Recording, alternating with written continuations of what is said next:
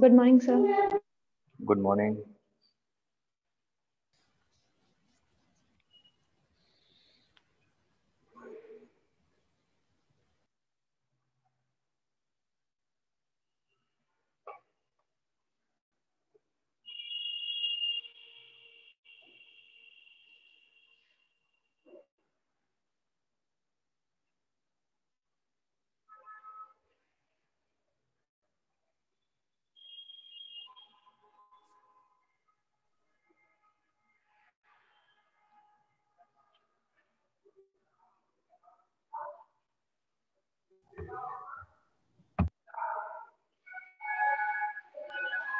Morning, sir.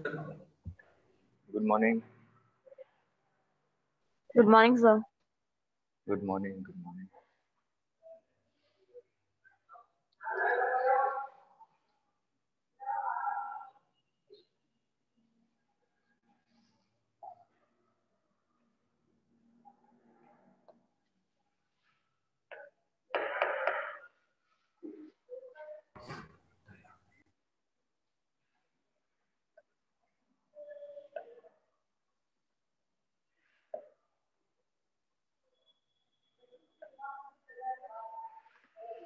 NTA ने कुछ syllabus निकाला? नहीं सर सर, पूरा वो सिलेबस है, कुछ रिड्यूस नहीं है। अच्छा और सर डेट आज निकल जाएगी। अच्छा, डेट भी आज फाइनल हो जाएगी।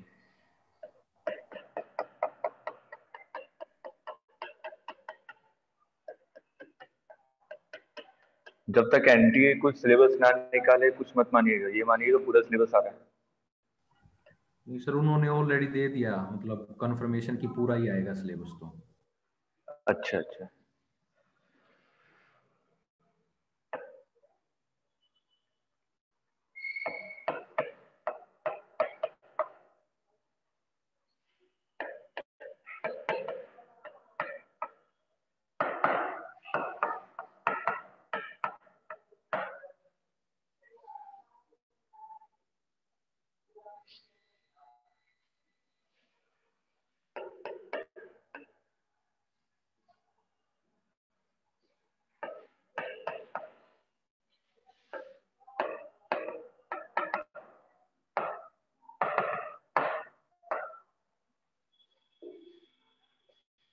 देखिए एडियाबेटिक वॉल्स हैं और इस चैम्बर में आपने गैस रखा हुआ है। इनिशियल टेम्परेचर, प्रेशर और वॉल्यूम दिया हुआ आपको। ये सराउंडिंग है, ओपन टू एयर है, ठीक है, साइड में। और ये मूवेबल पिस्टन है। आपने क्या किया, यहाँ पे हीटर लगाया, हीट सप्लाई की। सर ये इसका टेम्परेचर, हाँ हाँ बोलिए। इसका सर बैकग्राउंड चेंज कर दो सर, ये ब्लू सा है ना तो थोड़ा सा अजीब सा दिख रहा है सर।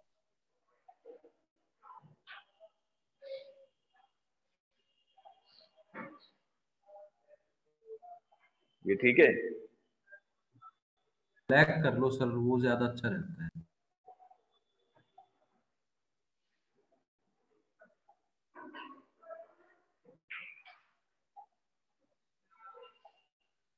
ये ठीक है? Yes sir. ठीक है। इनिशियल टेम्परेचर आपका टी नॉट है और फाइनल टेम्परेचर 2 टी नॉट हो गया। Find displacement of piston. Find displacement of piston.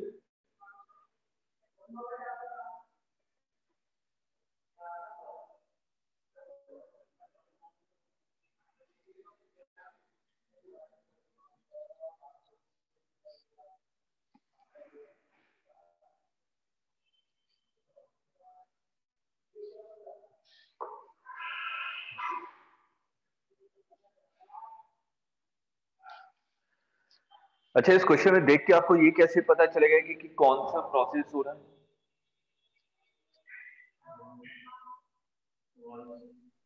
Adiabatic, तो एडियाबेटिक प्रोसेस होगा।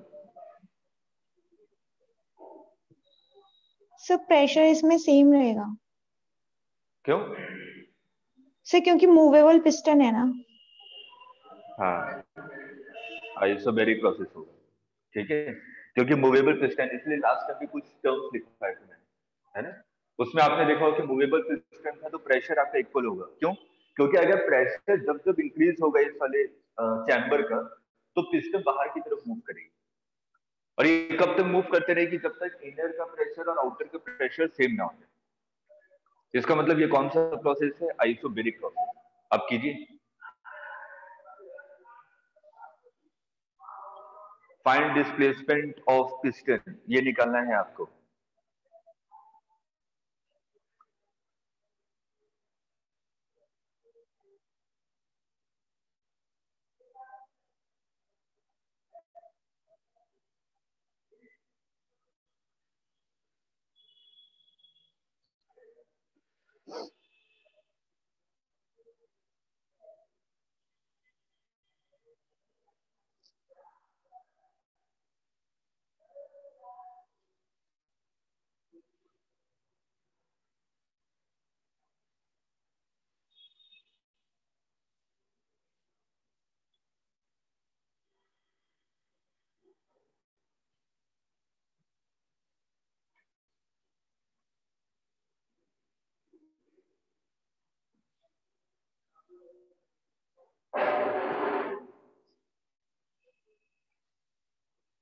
सर आपने इसका कुछ मेजरमेंट तो दिया नहीं है। चलिए इसका क्रॉस सेक्शन एरिया मान लेंथ। लीजिए। लेंथ की कोई फर्क नहीं पड़ेगा, cross section area A. Okay.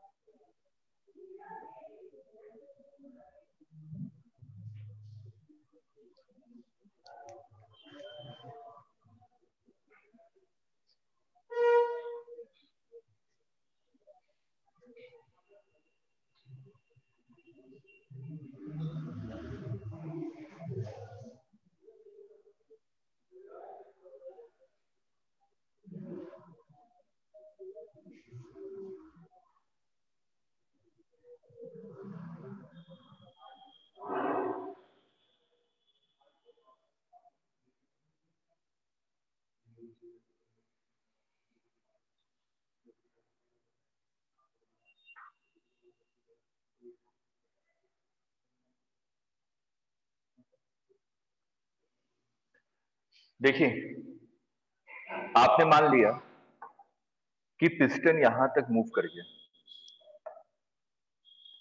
X distance, ठीक है। अब ये आइसोबैरिक प्रोसेस का अंदर प्रेशर कांस्टेंट है, तो PV is equal to NRT. P constant है, that means V is directly proportional to T. Yes sir. तो आपने क्या लिखा? V1 upon T1 is equal to V2 by T2। Initial volume कितना था? V naught. Initial temperature T naught. Final volume कितना हो जाएगा?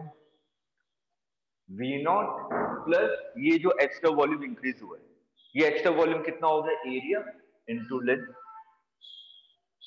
तो V not plus AX divided by 2T। अब सॉल्व हो जाएगा x की वैल्यू।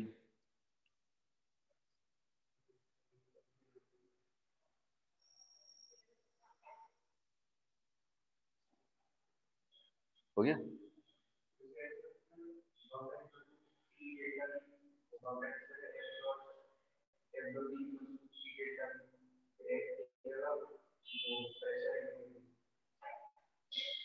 वो भी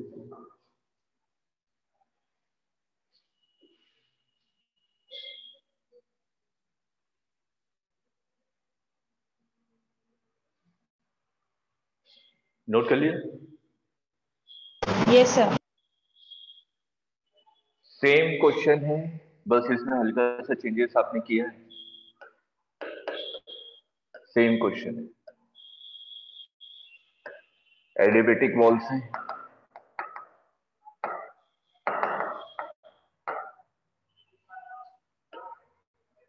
आपने हीटर लगाया हुआ है, P not, V not, T not. Spring लगा दी जो कि अपने नेचुरल है। टेम्परेचर इनिशियल T नॉट और final temperature 2T not. Find displacement of piston. Find displacement of piston.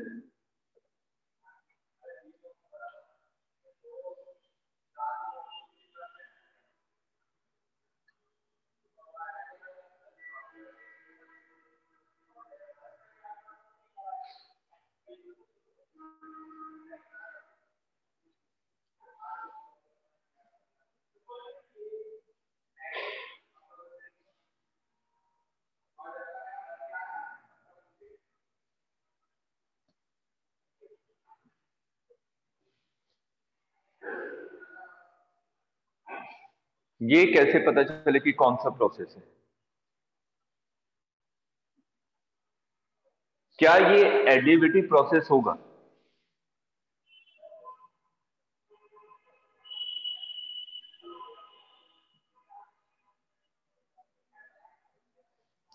बोलिए।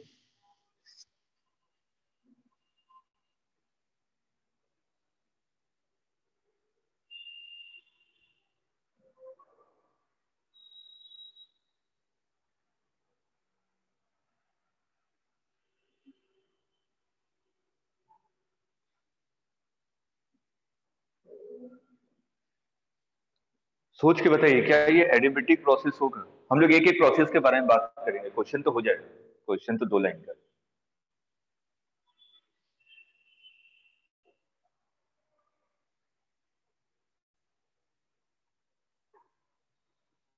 बताइए सिद्धांत, क्या ये एडिबेटिक प्रोसेस होगा? यस और होगा। नहीं होगा तो क्यों नहीं होगा, और होगा तो क्यों होगा?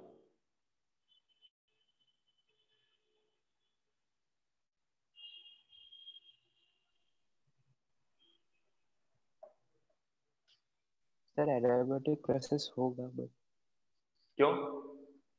क्योंकि एडिबेटिक वॉल्स लिखे हुए हैं।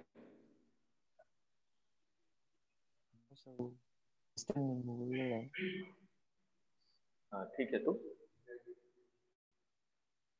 एडिबेटिक नहीं है क्योंकि एडिबेटिक प्रोसेस में जो पिस्टन होता है वो फास्ट मूव करता है। याद कीजिए, फास्ट मूवमेंट अगर यहाँ पे होता, फास्ट मूवमेंट तो हो ही नहीं सकता किसी भी हालत में, क्योंकि स्प्रिंग को लगा के रखा हुआ है।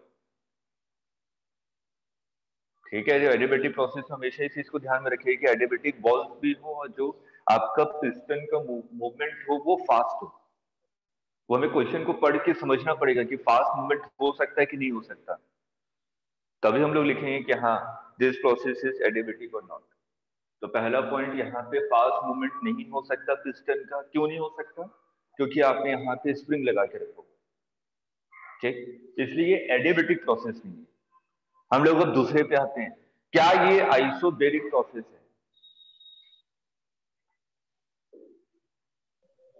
यस सर, आइसोबैरिक तो है। आइसोबेरिक भी नहीं है, क्योंकि इससे प्रीवियस क्वेश्चन में एटमॉस्फेरिक प्रेशर और अंदर का प्रेशर दोनों इक्वल था, लेकिन यहाँ पे स्प्रिंग एक एक्स्ट्रा फोर्स लगा रहा है। यहाँ पे दोनों चीज, मतलब कि एटमॉस्फेरिक प्रेशर और स्प्रिंग फोर्स दोनों इसको अपोजिट डायरेक्शन में फोर्स लगा रहे हैं, लेकिन चैम्बर में सिर्फ गैस लगा रहा है। तो चैम्बर का प्रेशर और एटमॉस्फेरिक प्रेशर कभी इक्वल नहीं हो सकते हैं, क्योंकि एक्स्ट्रा फोर्स कौन प्रोवाइड कर दे रहा है? स्प्रिंग। आ गया समझ में? लिखते हैं, ये क्वेश्चन तो 2 लाइन का, बिल्कुल मेन कॉन्सेप्ट को समझाना है। तो ये सब पॉइंट्स आपके कॉपी में होने चाहिए। आइसोबेरिक क्यों नहीं है और एडिबेटिक क्यों नहीं है।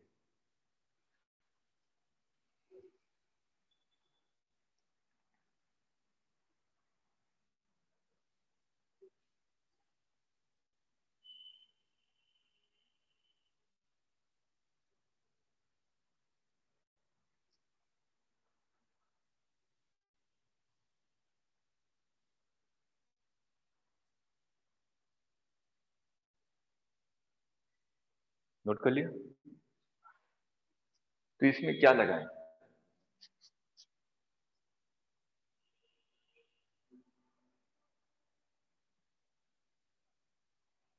ये स्टैंडर्ड प्रोसेस तो नहीं है, ना ही आइसोथर्मल प्रोसेस और ना ही तो आइसोकोरिक है। क्यों आइसोकोरिक होगा? मैं गैस बढ़ाते जा रहा हूँ, मैं गैस हीट देता जा रहा हूँ, काइनेटिक एनर्जी इंक्रीज होगी तो फोर्स तो एक्सर्ट करेगा ना पिस्टन पे, तो पिस्टन तो मूव करेगा ही करेगा। वह तो फिर पूछता ही क्यों, मैं फिर क्या कर रहा हूँ, जब स्मॉल मूवमेंट ही करेगा तो मैं डिस्प्लेसमेंट क्यों पूछता हूँ? मेरे को तो क्वेश्चन में डिस्प्लेसमेंट ही निकालना है। मतलब कि ये जो हमारे पास जनरल मेथड है, जनरल मेथड आपके पास चार है, आइसोथर्मल, एडियाबैटिक, आइसोकोरिक, आइसोबैरिक। ये चारों में से कोई सा भी प्रोसेस नहीं है, ठीक। और ये कोई जनरल प्रोसेस होगा लेकिन उसकी इक्वेशन भी नहीं पता मेरे को कि किस इक्वेशन के तहत मैं इसको मूवमेंट करवा दूं, ठीक है। लेकिन एक चीज मेरे को पता है कि नंबर ऑफ मोल्स यहाँ पे कांस्टेंट है, ठीक है। अगर नंबर ऑफ मोल्स कांस्टेंट है तो हम लोग क्या लिख सकते हैं, PV is equal to nRT। तो यहां से आपने क्या लिखा, P1V1 divided by T1 is equal to P2V2 divided by T2। ये लगा सकते हैं ना, number of moles is constant. मान लिया कि यहां तक मूव कर गया x,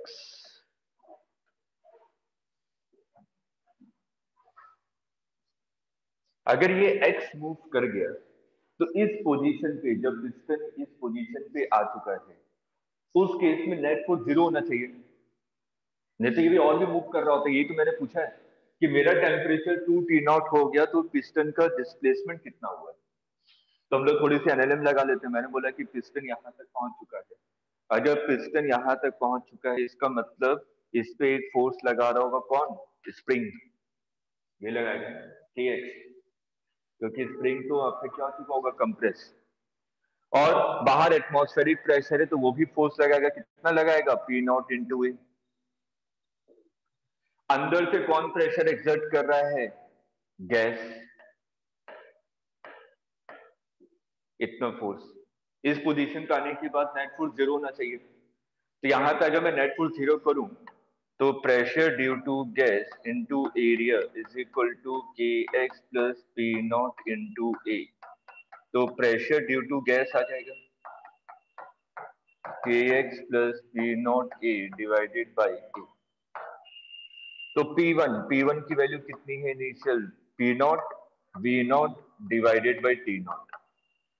फाइनल गैस का प्रेशर कितना हो गया, Kx plus P0 into A divided by A into V2 कितना है, V0 plus AX divided by temperature. कहीं पे भी कंफ्यूजन है पूछ लीजिए, सिंपल सा कॉन्सेप्ट था, थोड़ा सा एनएलएम भी इसमें आपने ऐड कर दिया और कुछ नहीं।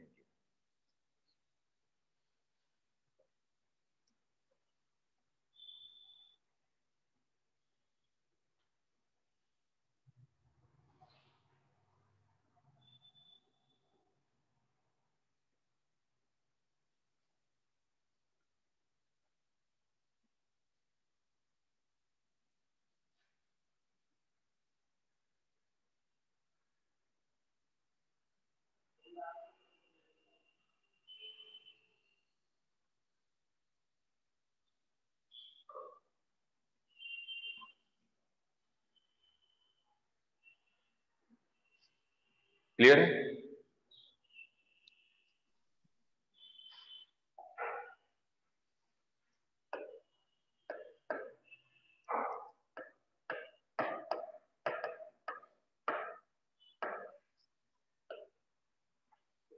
डिग्री ऑफ फ्रीडम,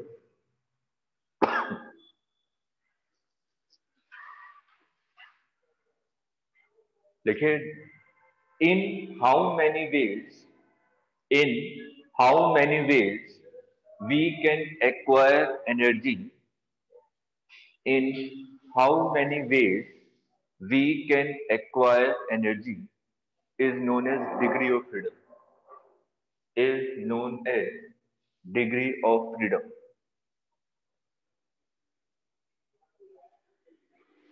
कितने तरीकों से हम लोग एनर्जी को एक्वायर कर सकते हैं उसको हम लोग डिग्री ऑफ फ्रीडम कहते हैं।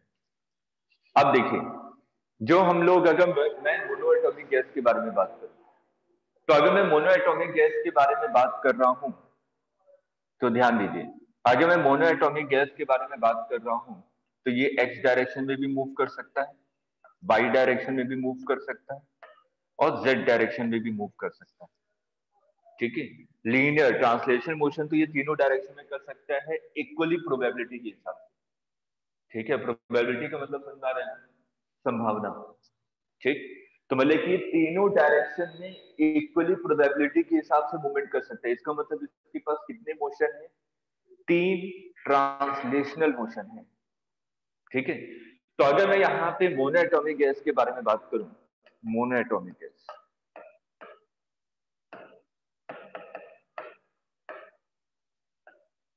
मोनोएटॉमिक गैस के पास 3 ट्रांसलेशनल मोशन है। रोटेशनल मोशन भी होगा क्या? वो तो रोटेट भी कर सकता है ना अपने एक्सिस के अबाउट। अगर अपने एक्सिस के अबाउट रोटेट कर सकता है तो इसका कितना होता है? ये तो स्फीयर है, स्फीयर का कितना होता है? 2/5 mr² इंटू ओमेगा आई इंटू ओमेगा, है ना? सॉरी, एनर्जी की हाफ आई ओमेगा स्क्वायर। लेकिन इसका आई कितना होगा? 0। याद कीजिए, जो हम लोगों ने काइनेटिक थ्योरी ऑफ गैसेस पढ़ा था उसमें एजम्पशंस लिखवाए थे। अब वहां में पहले कहा था कि जो साइज ऑफ ईच एटम है वो क्या है? बहुत स्मॉल है, and it is negligible in comparison to volume of the chamber. याद आ रहा है? तभी तो हमने कहा था कि इंटरेक्टिव फोर्स आपका 0 है, इसलिए आपने पोटेंशियल एनर्जी को नेग्लेक्ट किया था। टोटल इंटरनल एनर्जी किसके इक्वल रखा था? काइनेटिक एनर्जी के इक्वल। याद आ रही चीजें? इसलिए अगर मैं यहाँ पे रोटेशनल काइनेटिक एनर्जी के बारे में बात करूं मोनोएटॉमिक गैस का, तो वो कितना होगा? 0 होगा। इसलिए इसके पास सिर्फ और सिर्फ क्या रहता है? सिर्फ ट्रांसलेशनल मोशन रहता है।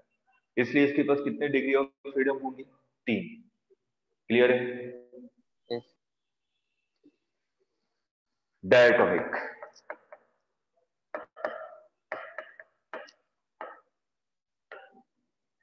आगे मैं डायटोमिक गैस के बारे में बात करूं तो 3 तो ट्रांसलेशनल होंगी। जैसे कि मैंने कहा कि डायटोमिक गैस है आपका, एक एटम ये रहा, एक एटम ये रहा, ये होता है ना डायटोमिक। ठीक, तो ये आपका इस डायरेक्शन में मूव कर सकता है, इस डायरेक्शन में मूव कर सकता है, और इस डायरेक्शन में मूव कर सकता है।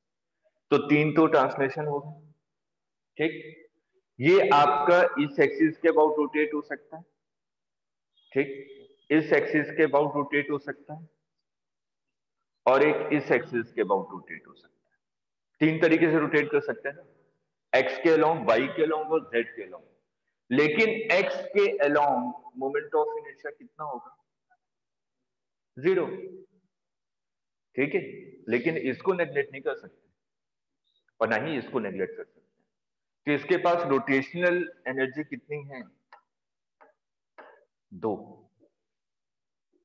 ठीक है, एक्स के अलोंग पे इसका मोमेंट ऑफ इनर्शिया 0, इसलिए उसकी काइनेटिक एनर्जी को हमने नहीं लिया। तो इसकी डिग्री ऑफ फ्रीडम कितनी हो जाएगी? 5। क्लियर है? Yes.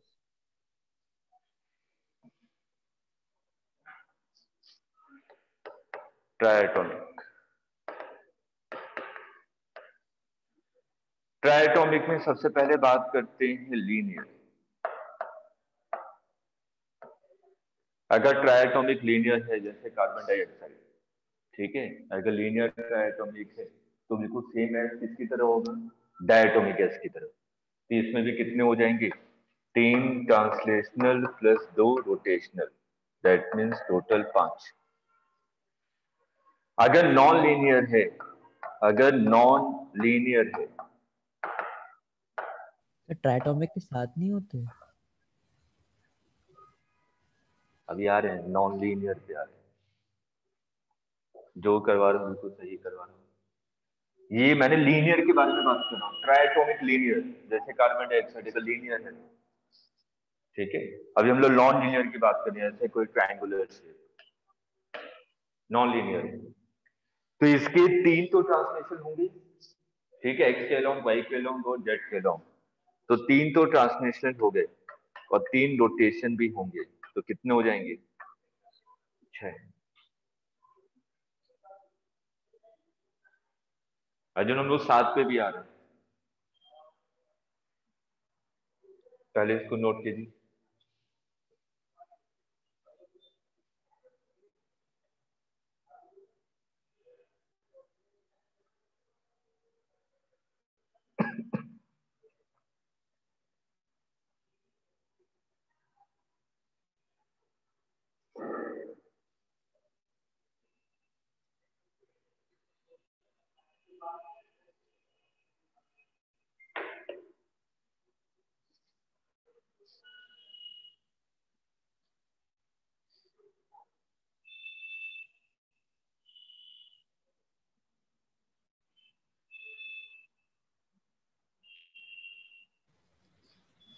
नोट कर लिया?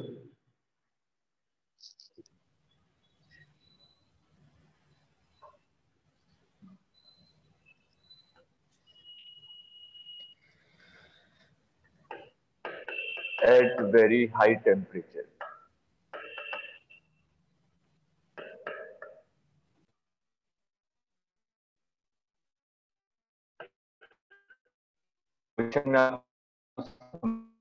समझना पड़ेगा कि ये कुछ ना कुछ बढ़िया मिल जाएगी।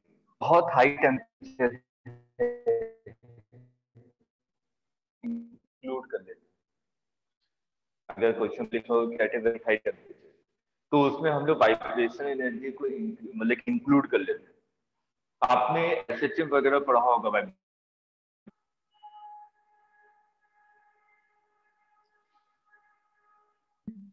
सर आपका साउंड ब्रेक हो रहा है। अच्छा, देखिए आप सही है। हाँ सर। हाँ सर, अभी तो ठीक है। ठीक, तो देखिए हम लोग बात कर रहे हैं at a very high temperature. अगर हम लोग हाई टेम्परेचर के बारे में बात करें, इसका मतलब हम लोग वाइब्रेशन एनर्जी को इंक्लूड करेंगे। मैंने स्टार्टिंग में बताया था कि जितने भी पार्टिकल्स हैं सभी अपनी मीन पोजीशन पे वाइब्रेट कर रहे हैं। लेकिन अगर हाई टेम्परेचर दिया हो तो हम लोग वाइब्रेशन एनर्जी को इंक्लूड करेंगे। आपको पता है कि वाइब्रेशन एनर्जी का मतलब पार्टिकल्स क्या कर रहे हैं, अपनी मीन पोजीशन के अबाउट एसएचएम कर रहे हैं। ठीक है, और एसएचएम पे आपने पढ़ा होगा कि दो तरीके की एनर्जी होती है, एक आपकी पोटेंशियल एनर्जी होती है, एक आपकी काइनेटिक एनर्जी होती है। वहां पे हम लोग पोटेंशियल एनर्जी को नेग्लेक्ट नहीं कर सकते हैं अगर वाइब्रेशन मोड में है अगर कोई भी पार्टिकल। तो ठीक, तो अगर वाइब्रेशन एनर्जी को इंक्लूड करना है तो वाइब्रेशन एनर्जी के कारण कितने डिग्री ऑफ फ्रीडम ऐड होते हैं? दो, एक काइनेटिक एनर्जी और एक पोटेंशियल एनर्जी। तो लिख लीजिए, इस चीज को लिख लीजिए। जब भी आप लोग वाइब्रेशन एनर्जी को इंक्लूड करेंगे तो कितने डिग्री ऑफ फ्रीडम को ऐड करेंगे? दो।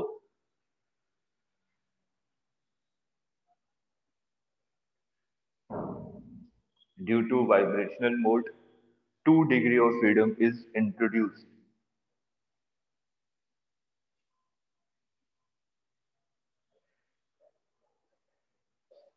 क्लियर? तो हमने कहा मोनो एटॉमिक, मोनो एटॉमिक में 3 तो ट्रांसलेशन थे तो 2 वाइब्रेशन ऐड हो गए। इसमें आपके पास 3 ट्रांसलेशनल, 2 रोटेशनल प्लस 2 वाइब्रेशनल। यहाँ पे लीनियर के साथ 3 translational plus 2 rotational plus 2 vibrational, और इसके साथ 3 ट्रांसलेशनल, 3 रोटेशनल प्लस 2 वाइब्रेशन। तो ये कितना हो गया? 5। ये कितना हो गया? 5 2 7। ये कितना हो गया? 7। और ये कितना हो गया? 8। ये हाई टेम्परेचर पे होता है, और हाई टेम्परेचर का मतलब ग्रेटर देन 5000 केल्विन। अगर इतने टेम्परेचर के ऊपर है तो ये इसके आसपास में है तो हम लोग कहते हैं at a very high temperature. इस टेम्परेचर पे आपको वाइब्रेशन मोड को भी इंक्लूड करना पड़ेगा।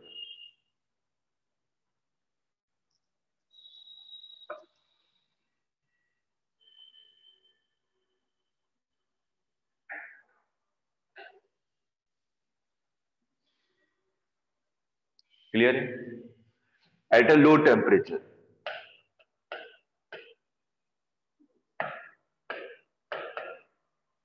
लो टेम्परेचर का मतलब लेस देन 70 केल्विन, हम लोग इसमें क्या करते हैं? रोटेशनल मोड को नेग्लेक्ट करते हैं। रोटेशनल इज नेग्लेक्टेड, इसको लिख लीजिएगा अपने वर्डिंग में। Rotational energy is neglected at a low temperature. तो मोनो एटॉमिक के पास क्या होगा? सिर्फ और सिर्फ ट्रांसलेशनल, ट्रांसलेशनल, ट्रांसलेशनल और सिर्फ ट्रांसलेशनल। तो हर एक की डिग्री ऑफ फ्रीडम 3 होगी at a very low temperature.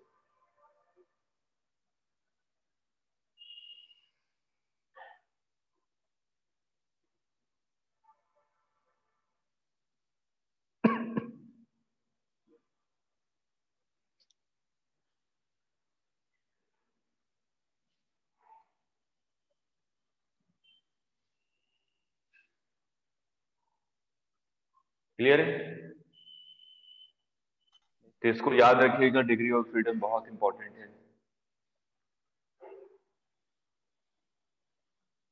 Note कर लिया? Yes sir.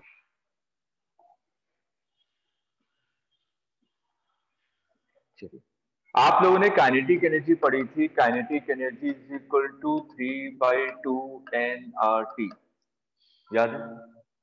स्टार्टिंग में पढ़ा था जब प्रेशर के बारे में डिस्कशन कर रहे थे। ठीक है, तो यहाँ पे अगर हम लोग काइनेटिक एनर्जी फॉर 1 मोल, अगर 1 मोल के लिए बात करें तो ये कितना हो जाएगा? 3/2 RT। ठीक, 1 मोल के लिए। अगर मेरे को काइनेटिक एनर्जी फॉर 1 पार्टिकल, अगर मेरे को एक के लिए बात करना है तो मेरे को क्या करना पड़ेगा? एवोगैड्रो नंबर से डिवाइड कर दूंगा। ठीक है, तो आपने एवोगैड्रो नंबर से डिवाइड कर दिया। 3/2 R divided by Avogadro number into T। R upon N को हम लोग क्या कहते हैं? केमिस्ट्री में बहुत पढ़ते हैं, बोल्ट्जमैन कांस्टेंट के। ठीक, तो आपने इसको क्या लिखा? 3/2 kT। ये क्या है? Kinetic energy of 1 particle. हम लोग एक पार्टिकल की काइनेटिक एनर्जी के बारे में बात करें, 3/2 kT। और जो हम लोगों ने डेरिवेशन किया था वो किसके लिए किया था? मोनोएटॉमिक गैस के लिए। स्टार्टिंग में बताया था कि हम लोग जो डेरिवेशन कर रहे हैं प्रेशर का, वो लोग किसके लिए कर रहे हैं? हम लोग मोनोएटॉमिक के लिए। तो आपने क्या लिखा? Kinetic energy of 1 particle of monoatomic gas is 3/2 kT। तो यहां पर एक लॉ आता है, लिखिए, इसको नोट कर लीजिए, फिर एक लॉ लिखिए।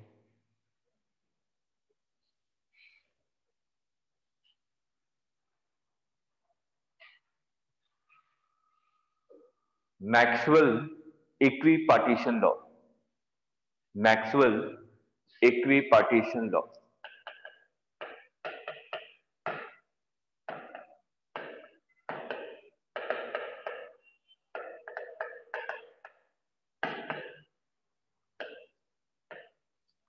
मैक्सवेल इक्विपार्टीशन लॉ लिखिए।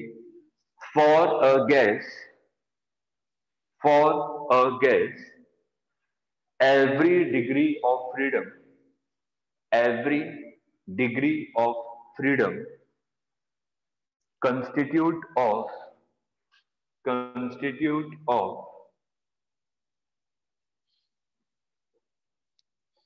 1/2 kT energy, constitute of 1/2 kT energy। देखिए इसका मतलब क्या हुआ? हम लोग फिर से वापस वहीं पे आते हैं। हम लोग इसके बारे में बात कर रहे थे, kinetic energy of 1 particle for monoatomic gas. Monoatomic gas के एक पार्टिकल के पास कितनी एनर्जी? लेकिन मेरे को ये पता है कि जो मोनोएटॉमिक गैस है वो तीनों डायरेक्शन में इक्वली मूव कर सकता है ना? तो अगर मैं यहां पे बात करूं, ये तो टोटल एनर्जी थी मोनोएटॉमिक गैस की। मोनोएटॉमिक गैस की टोटल एनर्जी थी 3/2 kT। लेकिन मैंने देखा कि ये तो इक्वली मूव कर सकता है तीनों डायरेक्शन में। तो अगर मैं किसी एक डायरेक्शन के बारे में बात करूं तो एक्स डायरेक्शन के अलोंग इसके पास एनर्जी कितनी हो जाएगी? 3 से डिवाइड कर दूंगा ना। वाई डायरेक्शन के अलोंग कितनी एनर्जी हो जाएगी? और जेड डायरेक्शन के अलोंग कितनी एनर्जी हो जाएगी? तो हम लोग बात कर रहे थे एक पार्टिकल के बारे में, ठीक है? और इसकी डिग्री ऑफ फ्रीडम क्या थी? मैंने तो ये सिंपल मैथ किया, उसके बाद इसको एक स्टेटमेंट में ट्रांसफर कर दिया। तो हमने सिंपल मैथ से क्या समझा कि एक मोनो एटॉमिक पार्टिकल के पास कितनी एनर्जी है? 1/2 kT किसी एक डायरेक्शन में, ठीक है? तो यहां पे तो आपने देखा कि ये जो मैंने लिखा है एक्स वाई जेड, ये तो आपका डिग्री ऑफ फ्रीडम है। अगर हम लोग मोनोएटॉमिक की बात करें तो मोनोएटॉमिक की डिग्री ऑफ फ्रीडम कितनी है? 3। तो आपने 3 से डिवाइड करके लिख दिया कि हर एक डिग्री ऑफ फ्रीडम के पास कितनी एनर्जी होगी? 1/2 kT। इसी को आपने स्टेटमेंट में कन्वर्ट कर दिया कि कोई सभी गैस है उसकी जितने डिग्री ऑफ फ्रीडम होंगे, हर एक डिग्री ऑफ फ्रीडम के पास कितनी एनर्जी होगी? 1/2 kT। क्लियर है? बिल्कुल सिंपल सी डेफिनेशन है। अब देखिए सर इसको थोड़ा ये सा लॉ और तो अच्छे फिर से, ओनली मोनोएटॉमिक के लिए ही एप्लीकेबल होगा ना? हम लोग डेरिवेशन करते हैं जनरल और उसको फिर कर देते हैं जनरलाइज। हमेशा जितने भी डेरिवेशन की जाती है सिंपल डेरिवेशन की जाती है और उसको हर एक जगह अप्लाई कर दिया जाता है। जैसे कि हम लोग काइनेमेटिक्स के बारे में बात करें, एक्चुअल में एयर रेजिस्टेंस फोर्स तो रहता ही रहता है, लेकिन जब हमने मोशन बाय ग्रेविटी पढ़ा था तो वहां पे हम लोग एयर रेजिस्टिव फोर्स के बारे में डिस्कशन नहीं कर रहे थे, ठीक है, तो उसको सबसे लास्ट में जाके डिस्कस किया था, क्योंकि सिंपल तरीके से अगर हमें चीजें समझ में आने लगी तो उसके बाद एक चीज को ऐड कर दे तो क्वेश्चन को सॉल्व कर सकते हैं। अगर पहली एयर रेजिस्टिव फोर्स को ले आते इतना कॉम्प्लिकेटेड बन जाता है कि हम लोग आगे नहीं बढ़ पाते। हमेशा यही नियम होता है किसी भी चीज का, सिंपल तरीके से आखिरी में सभी चीजों को एड ऑन करते जाना, कि जो जो चीजें हमने नेग्लेक्ट की थी उन सबको एक एक करके ऐड करेंगे तो क्या क्या चीजें चेंजेस होती जाएंगी। तो यहाँ पे आपका मोनोएटॉमिक के लिए देखा कि हमारे पास डिग्री ऑफ फ्रीडम 3 ही थे, इसलिए उसके लिए निकालना आसान था। अब जो 7 8 के लिए निकालते फिर तो कहीं ना कहीं अटक जाते, ठीक है। चलिए अभी आपने देखा कि जो काइनेटिक एनर्जी है, काइनेटिक एनर्जी 1 मोल के लिए लिख रहा हूं, 1 मोल के लिए कितना लिखूंगा, 3/2 RT, है ना। मैं 1 मोल गैस के लिए लिख रहा हूं, लेकिन यहाँ पे अगर थोड़ा सा और सिंप्लीफाई करूं तो क्या मैं इसको 3 तो मोनोएटॉमिक गैस का डिग्री ऑफ फ्रीडम था, मैं इसको F/2 RT लिख सकता हूं, इसको जनरलाइज कर रहा हूं मैं, ठीक है। एफ क्या है, डिग्री ऑफ फ्रीडम किसी भी गैस के लिए, तो kinetic energy is equal to internal energy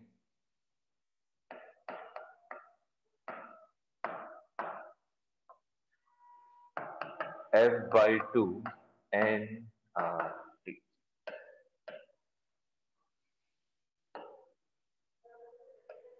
ये जनरलाइज फॉर्मूला आ गया आपके पास।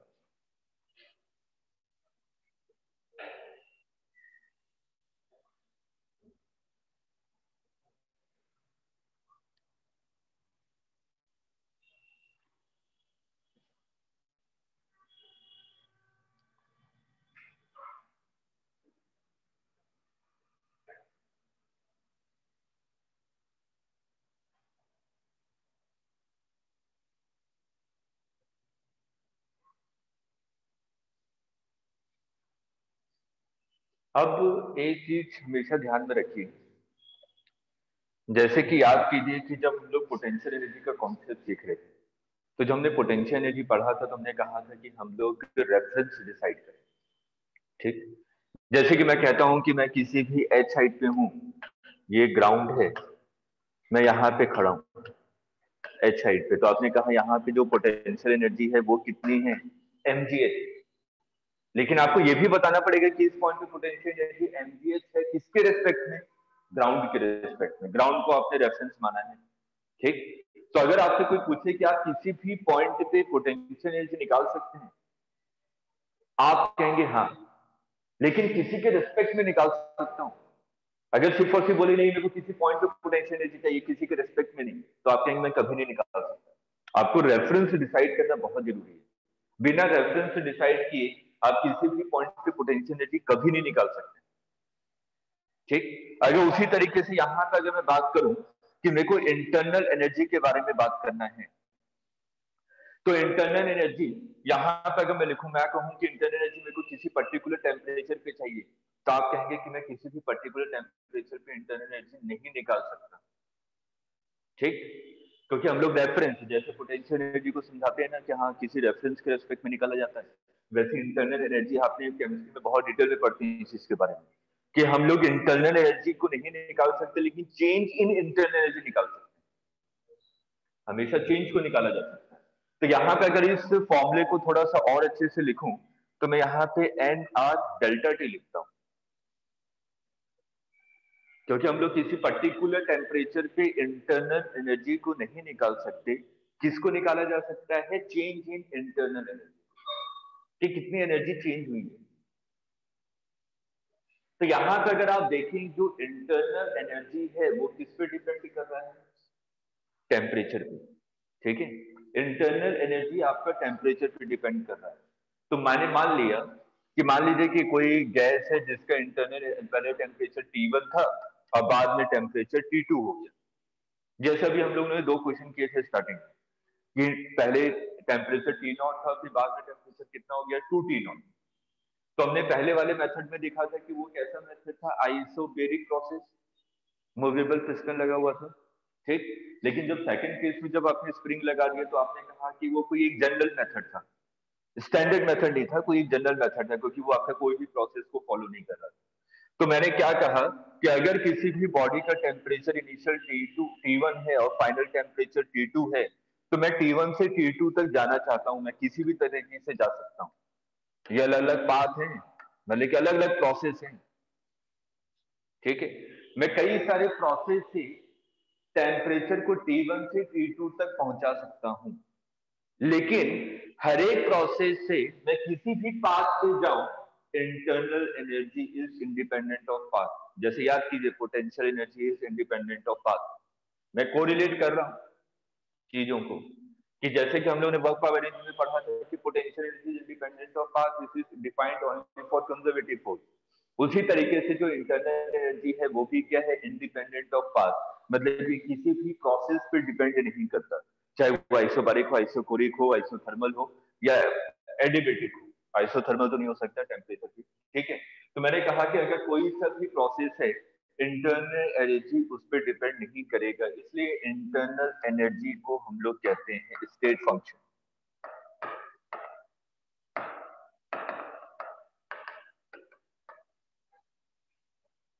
आगे समझ लिख लीजिए, ये सब चीजें पढ़ते हैं आप लोग, डिटेल में पढ़ते हैं केमिस्ट्री, फिजिक्स में छोटा सा पार्ट है।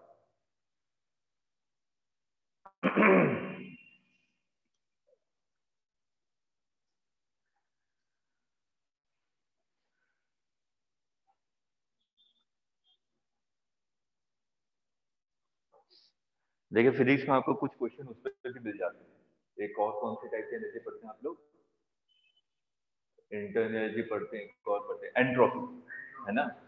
एंट्रोपी आप लोग पढ़ते हैं केमिस्ट्री में, फिजिक्स में मिल जाते हैं क्वेश्चन। अगर फिजिक्स में क्वेश्चन मिले तो किससे पूछेगा, केमिस्ट्री वाले से पूछेगा, मेरे से मत पूछेगा, क्योंकि मेरे को नहीं आती एंट्रोपी के बारे में ज्यादा डिटेल, ठीक है ना। तो आप लोग अगर फिजिक्स में क्वेश्चन आता है एंट्रोपी से रिलेटेड, तो केमिस्ट्री के कॉन्सेप्ट से जो भी आपने पढ़ा उसके कंपैरिजन में बहुत लो लेवल का फिजिक्स का क्वेश्चन आता है एंट्रोपी से, और रियरली पूछा गया। अगर आपको कहीं पे शीट में मिलता भी है तो मेरे से मत पूछेगा, पहले बता रहा हूँ, गलत सलत जवाब दे दूंगा मैं कुछ भी, क्योंकि मेरे को एंट्रोपी के बारे में ज्यादा डिटेल नहीं पता, ठीक। इसके अलावा जो पूछेंगे उसमें डिटेल में जा सकता हूँ, ठीक है। चलिए, इंटरनल एनर्जी के बारे में हो गया। लिखिए, क्वेश्चन करते हैं।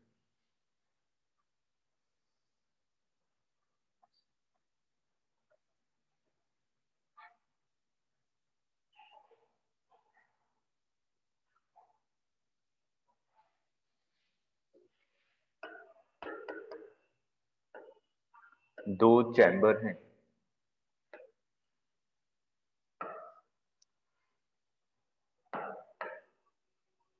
जो आपने बॉल लगा के रखा हुआ है, इसमें मोनो एटॉमिक गैस है,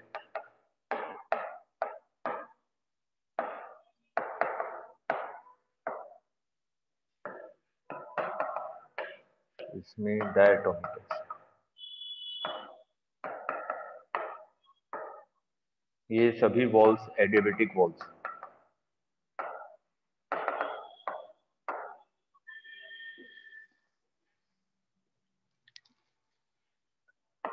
इसका प्रेशर, वॉल्यूम और टेम्परेचर, इसका प्रेशर, वॉल्यूम और टेम्परेचर ये दिया हुआ है।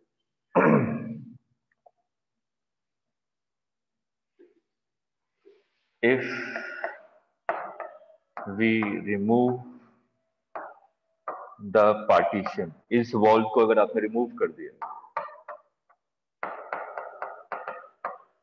तो final pressure, final volume, final temperature क्या होगा।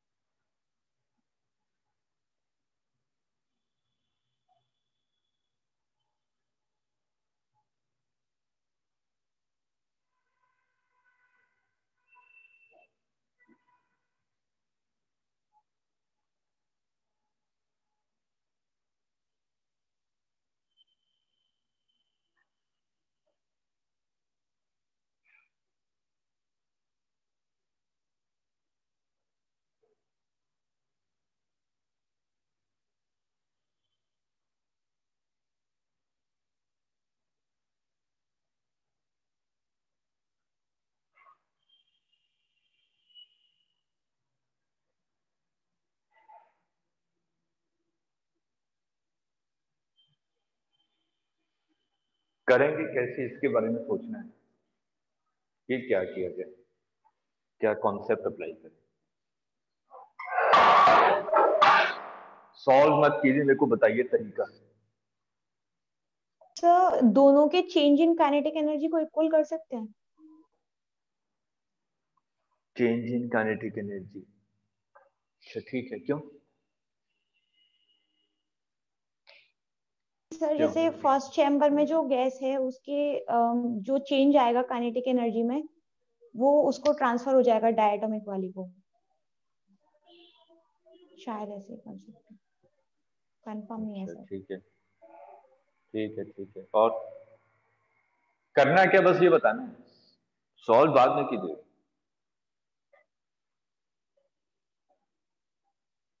और क्यों करना है, बस इसके बारे में सोचिए।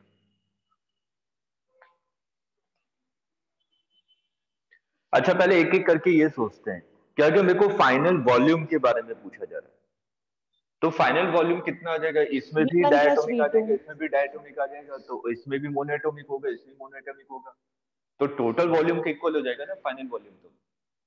तो फाइनल वॉल्यूम कितना हो जाएगा, V1 प्लस V2। ये वाला पॉइंट क्लियर है सभी को? वैसे तो फाइनल वॉल्यूम पूछा गया, तो वॉल्यूम तो वही रहेगा ना जितना चैम्बर का वॉल्यूम है, चैम्बर से ज्यादा वॉल्यूम तो हो ही नहीं सकता। ठीक, अब हम लोग प्रेशर और टेम्परेचर के बारे में बात करें।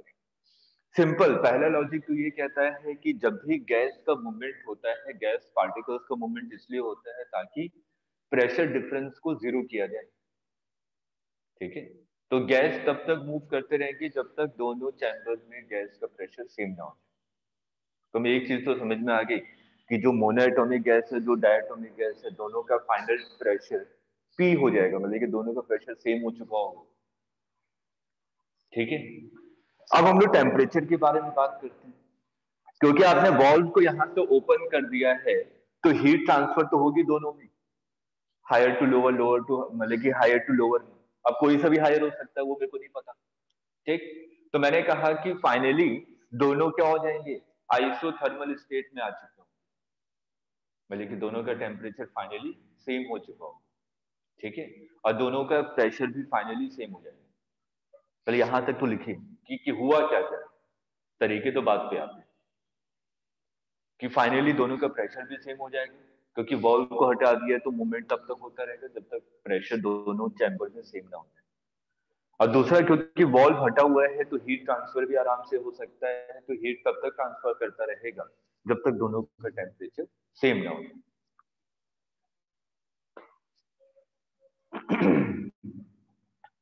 क्लियर है?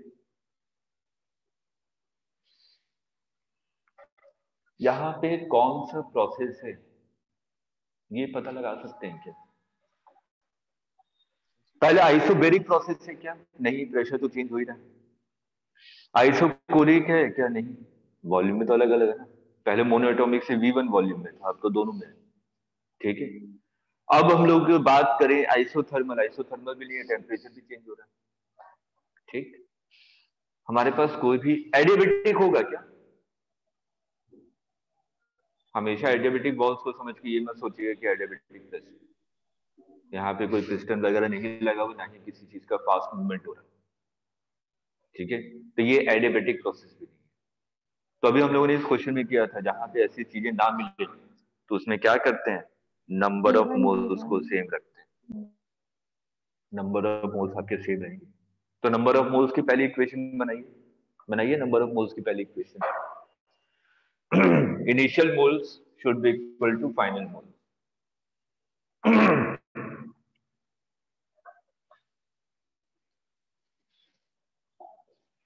पहले वाले में मोल्स कितना था, P1 V1 divided by T1। दूसरे चैम्बर में मोल्स कितना था, P2 V2 divided by T2। और फाइनली दोनों एक हो गए, दोनों का प्रेशर भी सेम हो गया और वॉल्यूम हो गया V1 प्लस V2 और टेम्परेचर क्या हो गया, सेम हो गया। यही होगा ना नंबर ऑफ मोल्स की इक्वेशन। आर को कॉमन लेके कैंसिल कर दिया, आर तो कांस्टेंट है, तो कोई फर्क नहीं पड़ रहा। क्लियर है ये? Yes. चलिए पहली इक्वेशन। दूसरी इक्वेशन कहां से बनाई जाए?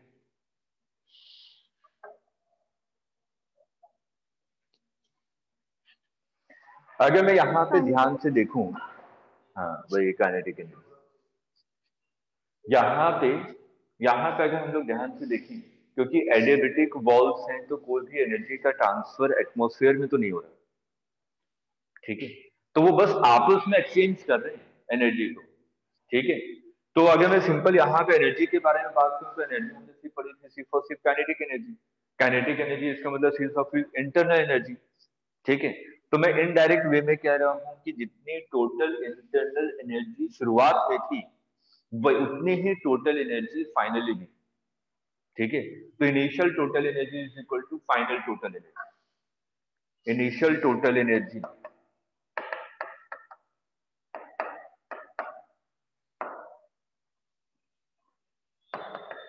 Final total energy.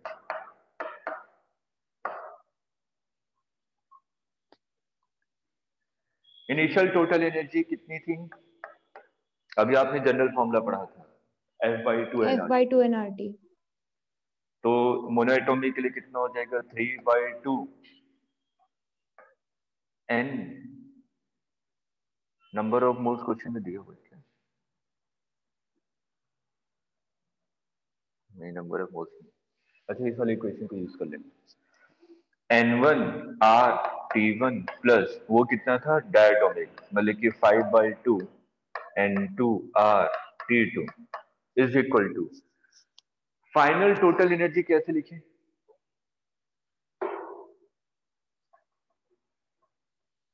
अब तो फाइनल टेम्परेचर दोनों का सेम हो चुका है ना, दोनों चैम्बर का। तो हम लोग मोनोएटॉमिक के लिए क्या लिखेंगे?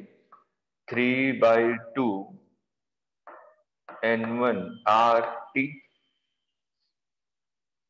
और इसके लिए क्या लिखेंगे? 5/2 N2RT, क्योंकि टेम्परेचर सेम हो चुका है। R को कॉमन लेके कैंसिल कर दीजिए। N1 N2 पता है, P1 V1 divided by T1 निकाल सकते हैं ना, N1 N2। ये वैल्यू पुट की, दो इक्वेशन दो अननोन, ये दोनों इक्वेशन है 1 और 2।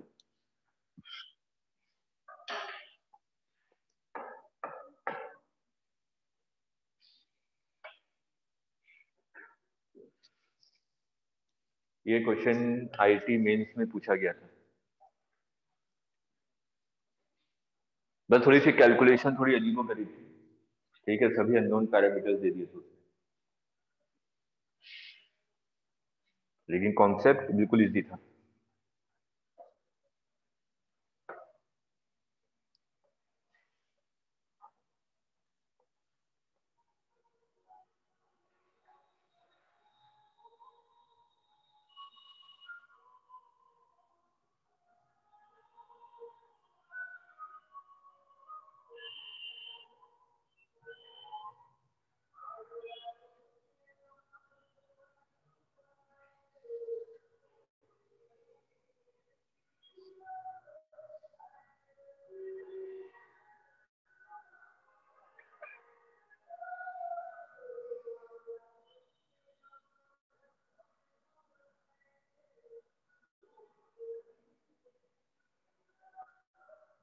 सर ये जो सेकंड इक्वेशन की आरएचएस में जो N1 की वैल्यू हम रखेंगे, तो सर वहां पे हम प्रेशर और वॉल्यूम कौन सा लेंगे? ये वाला जो फाइनल वाला है, फाइनल वाला लेंगे ना? फाइनल वाले लेंगे, फाइनल वाला। तो सर फिर N1 और N2 इक्वल हो जाएंगे। N1 N2 इक्वल हो जाएंगे? कैसे? क्योंकि सर नहीं, फिर हमें फाइनल, यहाँ पे ये देखिए, N1 N2 वही ले लीजिए, उससे कोई फर्क नहीं पड़ रहा।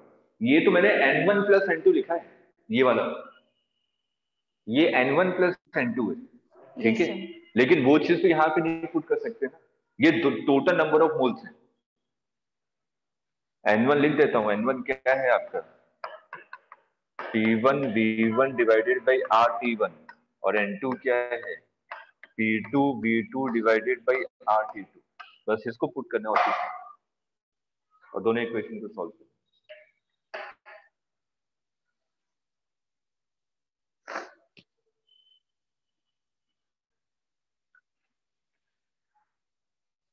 तो कल परसों जो आप लोगों की वेडनेसडे को क्लास होगी, उस दिन मैं लगातार लूंगा, ठीक है। और उस दिन आपका ये थर्मोडायनेमिक्स कंप्लीट हो जाएगा। ठीक, उसके बाद आपको 2-4 दिन का टाइम देता हूँ, आप लोग क्वेश्चन की प्रैक्टिस कर लीजिए, फिर नेक्स्ट वीक में बता दीजिएगा कि आपके क्वेश्चन हो गए तो एक दिन आपका डाउट सेशन हो जाएगा। सर वो हीट वाला डाउट सेशन भी रहा बचा है अभी। हीट वाला तो हुआ था, डाउट सेशन नहीं हुआ था सर। हुआ था बच्चे आए थे। सर हीट वाला ठीक है, हमारे दोबारा अभी, हाँ हाँ हुआ था, आप नहीं आए थे इसीलिए। चलिए कोई नहीं, अभी जब थर्मोडायनेमिक्स का होगा तो जो पुराने क्वेश्चन जो अगर कोई आपको नहीं आए होंगे तो वो भी पूछ लीजिएगा, ठीक है। तो हम लोग इसको वेडनेसडे को बाइंड अप करेंगे, थर्मोडायनेमिक्स आपका कंप्लीट हो जाएगा। उसके बाद आप लोगों को 4-5 दिन का टाइम दे रहा हूँ ताकि आप लोग हीट, थर्मोडायनेमिक्स, केटीवी सभी क्वेश्चन के एक बार दोबारा प्रैक्टिस कर लीजिए। बहुत इंपॉर्टेंट है, 7 to 8 क्वेश्चन आने ही आने के पूरे क्वेश्चन से। और आपको ये भी पता है कि क्वेश्चन बहुत टिपिकल नहीं होते, इन कंपैरिजन टू मैकेनिक्स काफी इजी क्वेश्चन है, लेकिन इसकी प्रैक्टिस रिक्वायरमेंट बहुत है क्योंकि कई सारे फॉर्मूले मिल जाते हैं, ठीक है। तो थोड़ी सी इसकी प्रैक्टिस कीजिए और क्वेश्चन नेक्स्ट वीक तक इसको बाइंड अप कर लीजिए। वेडनेसडे को इसको मैं बाइंड अप करूंगा और उसके बाद हम लोग स्टार्ट कर देंगे आपका मैकेनिकल प्रॉपर्टी ऑफ फ्लूइड, ठीक। उसमें 4 दिन, और उसके बाद हम लोग स्टार्ट कर देंगे SHM, wave and wave optics. ये तीनों एक साथ, वेव ऑप्टिक्स साथ में खत्म करवाऊंगा अभी एसएचएम वेव के बाद, ठीक है। और आज अगर डेट फाइनल होती है तो मेरे को बता दीजिएगा कब तक आ रही है, उस हिसाब से थोड़ी सी हम लोग प्लानिंग चेंज करेंगे। अगर जल्दी हो रही होगी, जल्दी की उम्मीद नहीं है अभी कि बोर्ड से पहले हो जाए, ठीक है। अगर जल्दी होगी तो उस हिसाब से चेंज करेंगे, अगर थोड़ी और लेट हो रही होगी तो थोड़ी सी और प्लानिंग चेंज कर, प्रैक्टिस और करवा दूंगा, ठीक है।